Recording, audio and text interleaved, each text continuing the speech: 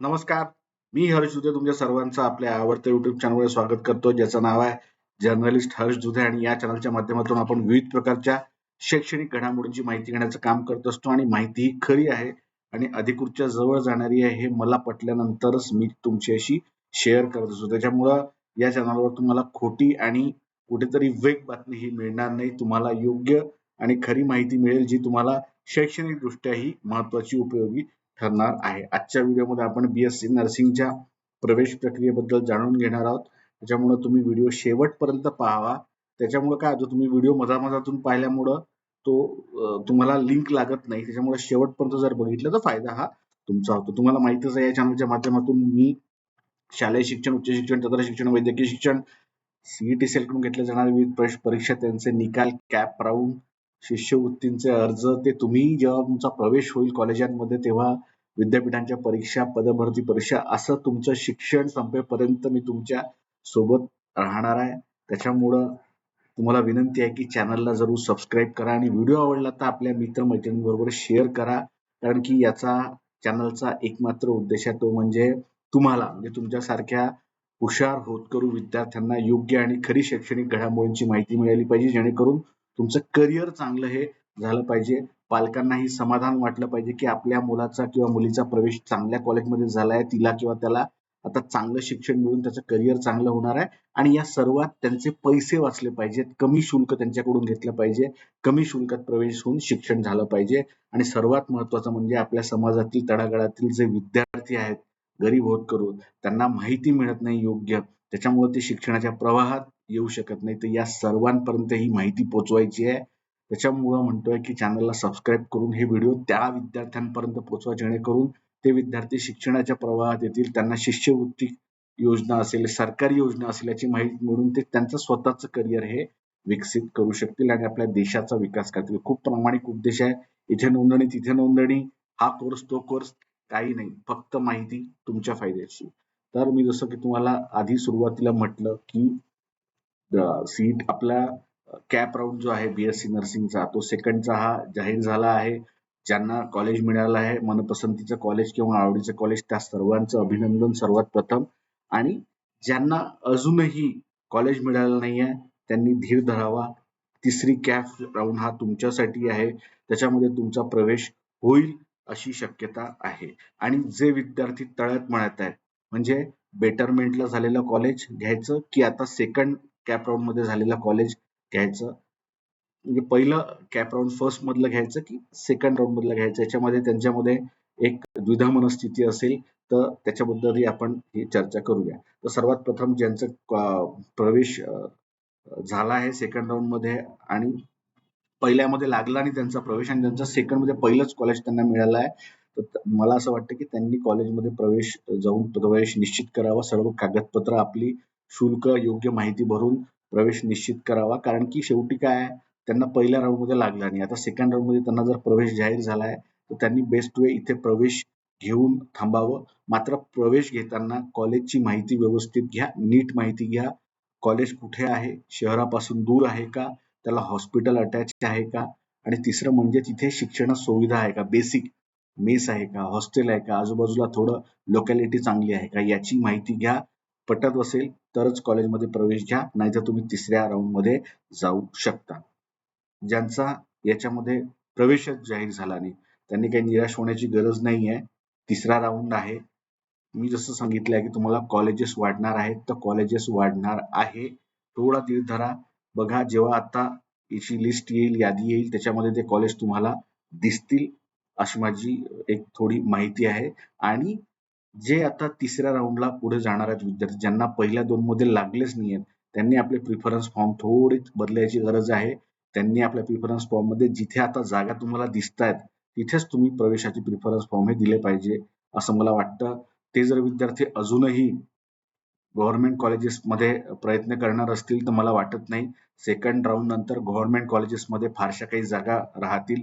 ज्या एक दोन शिल्लक बोटावर मोजण्या इतके असतील, तिथे काहीतरी खूप हुशार मुलांनाच किंवा ज्यांना चांगले गुण आहेत, 97-98 पर्सेंटाईल, तेच तिथे जातील. त्याच्यामुळं तुम्ही आता ज्यांना पहिल्या आणि सेकंड कॅप राऊंड मध्ये कॉलेजेस जाहीर झाला नाही, त्यांनी बरोबर व्हॅकन्सी बघायची आहे कुठल्या कॉलेजमध्ये किती आहे आणि त्याच कॉलेजची नावं आता त्याच्यामध्ये आपल्याला टाकायची आहे, कारण हा तिसरी राऊंड आहे.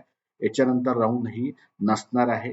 कॉलेजेस जर वाढली तर कदाचित होऊ शकते, मात्र आत्ताची परिस्थिती पाहिली तर कॅप राऊंड 3च आपण म्हटले आहे आणि पुढे मग ते संस्था स्तरावर इन्स्टिट्यूशनल राऊंड आहे, मॅनेजमेंट कोट्याचे राऊंड आहे, त्याच्यामध्ये काही लाभ मिळत नाहीत आपल्याला कुठल्या शिष्यवृत्ती, त्याच्यामुळं आपल्यासाठी हा शेवटचा राऊंड आहे. त्याच्यामुळं जिथे ज्या कॉलेजांमध्ये जागा दिसत आहेत अधिक आहेत ते कॉलेज तुम्ही तुमच्या प्रिफरन्स फॉर्म मध्ये टाकले पाहिजे. हे कोणासाठी सांगतोय मी, ज्यांना पहिल्या आणि दुसऱ्यामध्ये प्रवेश जाहीर झालेला नाहीये.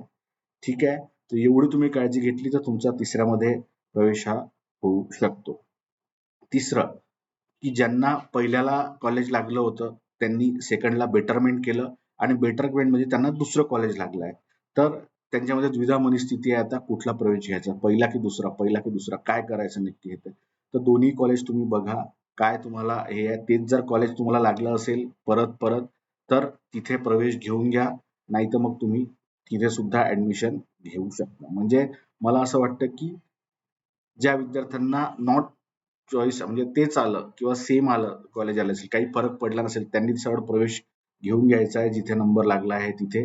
ज्यांच्यामध्ये थोडा कॉलेज बदल झाला आहे, पहिल्याला दुसरं होतं दुसऱ्याला दुसरं कॉलेज होतं, त्यांनी थोडी माहिती घ्यायची आहे कॉलेजची. दोन्हीमध्ये तफावत करायची आहे. काय सिंपल आहे, गुगलला कॉलेज टाकायचे, जरा माहिती घ्यायची, त्याची एस्टॅब्लिशमेंट डेट कधी आहे, म्हणजे 10 वर्ष जुना आहे, 5 वर्ष जुना आहे, 15 वर्ष जुना आहे, स्टाफ कितीचा आहे, शैक्षणिक सुविधा काय आहे, हॉस्पिटल अटॅच आहे का, शहराबद्दल काही त्या कॉलेजबद्दल काही वेग माहिती तर नाही आहे, म्हणजे काही चुकीच्या माहिती त्याच्यामध्ये आहे किंवा काही त्या कॉलेजमध्ये काही असं घडलं, असं सगळी माहिती घ्यायची. साधारणतः आपण जी माहिती घेतो कॉलेजमध्ये प्रवेश घेताना ती माहिती घ्यायची आणि त्याच्यानुसार 2 मधलं कॉलेज हे तुम्हाला चूज करायचं आहे. फार सिंपल आहे, त्याच्यामध्ये काही रॉकेट सायन्स नाही आहे.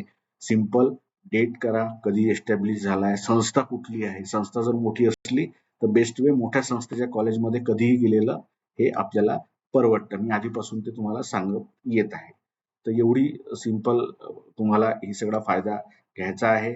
ज्यांचं नॉट सेम कॉलेज आलं आहे याच्यामध्ये पण त्यांनी सुद्धा प्रवेश घेऊन घ्यायचा आहे. आता राहिला प्रश्न ज्यांचा मेन काय आहे, ज्यांचा प्रवेश नाही झाला त्यांच्याबाबत आहे. त्यांनी जसं सांगितलं तसं प्रिफरन्सेस फॉर्म जरा चेंज करून जिथे कॉलेजेसमध्ये जागा आहेत त्या करायच्या, त्या टाकायच्या आहे. आणि सर्वात महत्वाचं, धीर सोडू नका, निराश होऊ नका. तिसरा राऊंड आहे, वाट पहा थोडी. कॉलेजेस वाढतील, जी कॉलेजेस वाढतील ती जागा दिसतील तिथे तुम्हाला तीच प्रिफरन्स फॉर्म कसे तुम्हाला भरायचे आहे याचा थोडा विचार करा आणि त्याच्यानुसार पर्याय हे तुम्ही निवडू शकता. ज्यांच्याकडे पैसे आहेत, ज्यांना फक्त यावर्षी काही करून प्रवेश घ्यायचा आहे, ज्यांना चालेल इन्स्टिट्यूशनल कोटा किंवा मॅनेजमेंट कोटा, तर त्यांच्यासाठी तर अजून राऊंड आहे, त्याने इन्स्टिट्यूशनल मध्ये सुद्धा ते प्रवेश हे घेऊ शकतात. मात्र ज्यांनी ठरवलं आहे की मला कॅप राऊंड मधूनच याच वर्षी प्रवेश घ्यायचा आहे आणि याच ऍडमिशन प्रोसेसला घ्यायचा आहे, तर त्यांनी फार काळजीपूर्वक जिथे जागा आहे तिथे ऑप्शन फॉर्म भरण्याची गरज आहे. कदाचित सेकंड तुम्हाला अजूनही वाटत असेल की मला अजून बेटरमेंट होऊ शकतं, तर तुमचा निर्णय आहे, तर तुम्हाला बेटरमेंटला जायचं आहे की नाही. पण एकूण विद्यार्थी 15,928 आहेत आणि साधारणतः 11-12 हजारापासून थोडं चॉईस नॉट अवेलेबल हे आहे, आपण हे बघतोय. त्याच्यामुळं मला असं वाटतं की थोडी वाट पहा आणि साईड बाय साईड नीटचं सुद्धा आहे, तो तर मोठा फॅक्टर आहे. अनेक विद्यार्थी विद्यार्थिनी हे आपल्या याच्यामध्ये BAMS BHMS ला जाणारे होते, ते आहेत, त्याची संख्या पण आहे. त्यांचा जर नंबर तिकडे जाहीर झाला तर ते विद्यार्थी ऑफकोर्स तिकडे जातील. त्याच्यामुळं तिसऱ्या राऊंडला जागा होऊ शकतात, ही पण शक्यता आहे. अशा काही शक्यता मी तुम्हाला वर्तवतो आहे, कारण की तो राऊंड सुरूच झाला आहे. म्हणजे जसं तिथे विद्यार्थी प्रवेश घेतील, ऑफकोर्स जे कोणी BAMS ला घेतील, कोणी BUMS ला घेतील, बरोबर ना, कोणी BHMS ला घेतील, कोणी BDS ला घेतील, तर ते विद्यार्थी जेव्हा तिकडे जातील तेव्हा ऑफकोर्स आपल्याकडे जागा ह्या त्यांच्या म्हणजे नक्कीच ह्या व्हॅकंट होतील किंवा ते प्रवेश प्रक्रियेतून आपल्या BSc नर्सिंगच्या बाहेर पडतील. त्याच्यामुळं कॉम्पिटिशन थोडी कमी होऊन तिसऱ्या राऊंड मध्ये आपला नंबर लागण्याचे चान्सेस हे वाढण्याची शक्यता आहे. पुढच्या व्हिडिओमध्ये मी तुम्हाला हे जे एवढं लक्षात ठेवलं तरी तुम्हाला बऱ्यापैकी कल्पना येईल. पुढच्या व्हिडिओमध्ये तुम्हाला मी शुल्काबाबत अजून एक अपडेट देणार आहे उद्याच. आणि दुसरं म्हणजे आणखी काही कॉलेजेस वाढणार आहेत की काय त्याची सुद्धा माहिती देणार आहे. त्याच्यामुळं व्हिडिओ पाहत राहा, योग्य माहिती घेत राहा, चॅनलला सबस्क्राईब करा, टेलिग्राम आवर्जून जॉईन करा. जर्नलिस्ट हर्ष जुधे हे जरी सर्च केलं तर टेलिग्रामला चॅनल मिळेल. तिथे तुम्ही आवर्जून चॅनलला तिथे सुद्धा करू शकता. तिथे जेणेकरून मला काही शेअर ह्या करता येईल. तर असं सोपं गणित आहे. फार काही त्याच्यामध्ये हे लावू नका. आणि सर्वात महत्त्वाचं, ज्यांनी पहिल्यांदाच परीक्षा दिली आहे, फर्स्ट आहे, त्यांचं वय थोडं कमी आहे किंवा ज्यांना वाटतं की आपण एकदा ट्राय करावा, त्यांनी ऑफकोर्स ट्राय करायला हरकत नाही. हे पण एक मुद्दा लक्षात घ्या. आणि प्लीज जे कोणी विद्यार्थ्यांचा प्रवेश झाला नाही आहे जाहीर, त्यांनी निराश होऊ नका. प्रवेश प्रक्रिया भरपूर चालणार आहेत अजून. गेल्या वर्षीच्या प्रवेश प्रक्रियेचा अनुभव पाहता अजून कॉलेजेस जागा वाढतील, प्रवेश प्रक्रिया ही सुरू राहील. गेल्या वर्षी जे विद्यार्थी होते, तुमचे कोणी सिनियर्स असतील त्यांच्याकडून माहिती घ्या, तेव्हा तुम्हाला कळेल. किंवा गेल्या वर्षीचं वेळापत्रक थोडं गेल्यावर तुम्ही जर माहिती काढली त्याच्यावरून तुम्हाला अंदाज येईल. सो बी पॉझिटिव्ह, बेस्ट लक. आपण आहोत सोबत. माहिती घेत राहू, देवाणघेवाण घेत राहू. काही असेल तर माहितीची देवाणघेवाण आदानप्रदान नक्कीच करू. काही शंका प्रश्न असतील बिनधास्त विचारा, कमेंट बॉक्समध्ये कमेंट करा. उत्तर तुम्हाला नक्कीच मी देण्याचा प्रयत्न करू. भेटत राहू अशाच नाविन्यपूर्ण शैक्षणिक घडामोडींच्या माहितीसाठी. तोपर्यंत धन्यवाद.